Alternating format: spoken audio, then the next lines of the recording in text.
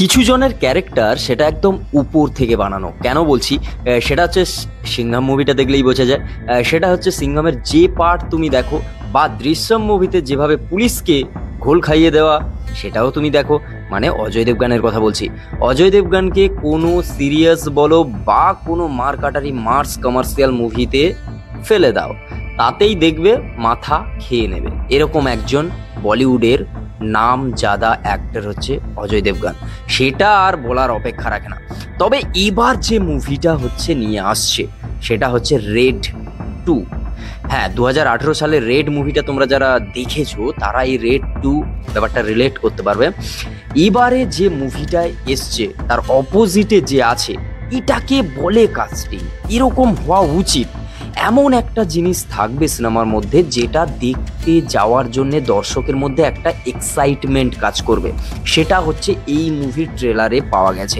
হ্যাঁ, যদিও ট্রেলারটায় বেশি কিছু দেখিয়ে দেওয়া হয়েছে, এরকম দেখানো উচিতই নয়।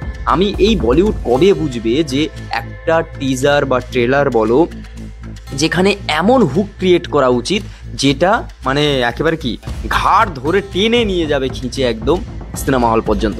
সেই জিনিসটা এখনো পর্যন্ত বলিউড শিখে উঠতে পারে।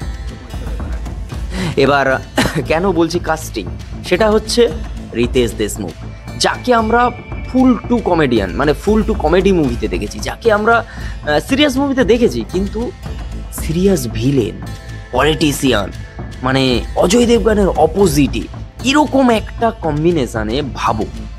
অপোজিটে নায়িকা এখানে বাণী কাপুর, তোমরা হচ্ছে নায়িকা বলতে পারো বা কো-অ্যাক্টর বা যেভাবে তুমি দেখতে পারো তাকে।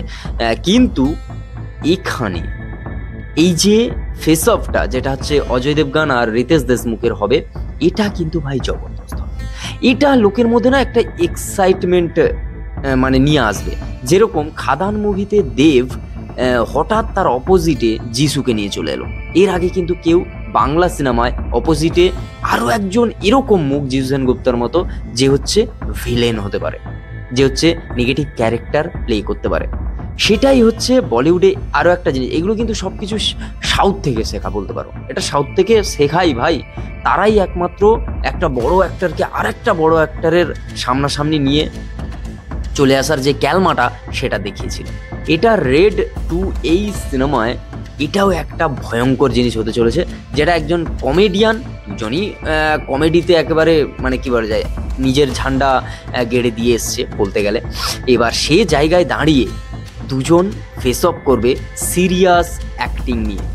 আর একজন হিরো যে হচ্ছে ইনকাম ট্যাক্স ডিপার্টমেন্টে, যে মানুষটা গঙ্গা জলের মতো মুভি করেছে, যে মানুষটা একেবারে চুপচাপ চোখের অ্যাক্টিং, মুখের অ্যাক্টিং, ফেস অ্যাক্টিং দিয়ে পুরো একটা সিনেমাকে মাস কমার্শিয়াল সিনেমা গড়ে তুলতে পারে। মানে একটা ইন্টেন্স যে অ্যাক্টিংটা কোন লেভেলে নিয়ে যেতে পারে সেটা অজয় দেবগানকে দেখলে বোঝা যায় বস।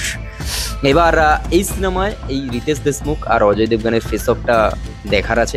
তবে এই সিনেমায় যেটা হচ্ছে আমি ট্রেলারে দেখলাম সেটা হচ্ছে রেড যে ফার্স্ট পার্ট সেটার সঙ্গে রেড 2 যে মুভিটার যে হচ্ছে দুটোর মধ্যে যেভাবে হচ্ছে লিঙ্ক করেছে, আগের রেডটা যে পলিটিশিয়ানের বাড়িতে করা হয়েছিল, যার বাড়িতে করা হয়েছিল, সেটাকে নিয়ে এসে যেভাবে এখানে হচ্ছে দুটোকে ম্যাচ করা হয়েছে, মিক্স আপ করা হয়েছে, সেটা বেশ ভালো। মানে যে লিঙ্কটা রাখা হয়েছে সেটা বেশ ভালো লেগেছে। কিন্তু একটা জিনিস খারাপ লেগেছে, সেই আবার ট্রেলার কাটা, যেটা হচ্ছে ট্রেলারটায় প্রায় গল্পটা বোঝা যাচ্ছে যে একজন এরকম একটা ট্যাক্স ডিপার্টমেন্টের এরকম একটা বড় অফিসার যে হচ্ছে রেড করবে একটা সেই বড় পলিটিশিয়ানের বাড়িতে। এবারে হচ্ছে যেটা হবে সেটা হচ্ছে রিতেশ দেশমুখের বাড়িতে রেড নিয়ে পুরো সিনেমাটা। যদি বোঝা না যেত, এই যদি হুকটা ক্রিয়েট করা যেত বা কোনো সাসপেন্স ব্যাপারগুলো যদি ক্রিয়েট করা যেত, তাহলে মনে হয় আরও বেশি ভালো হতো।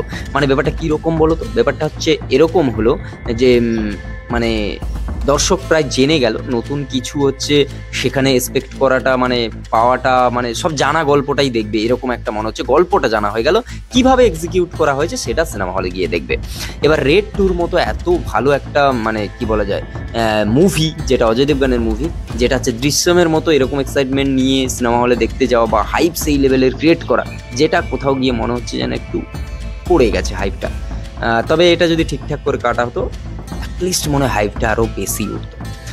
তো চলো আজকের ভিডিও এই পর্যন্ত। যদি ভালো লাগে like comment share and subscribe my YouTube channel. আর দেখা হচ্ছে খুব তাড়াতাড়ি নতুন একটা ভিডিও।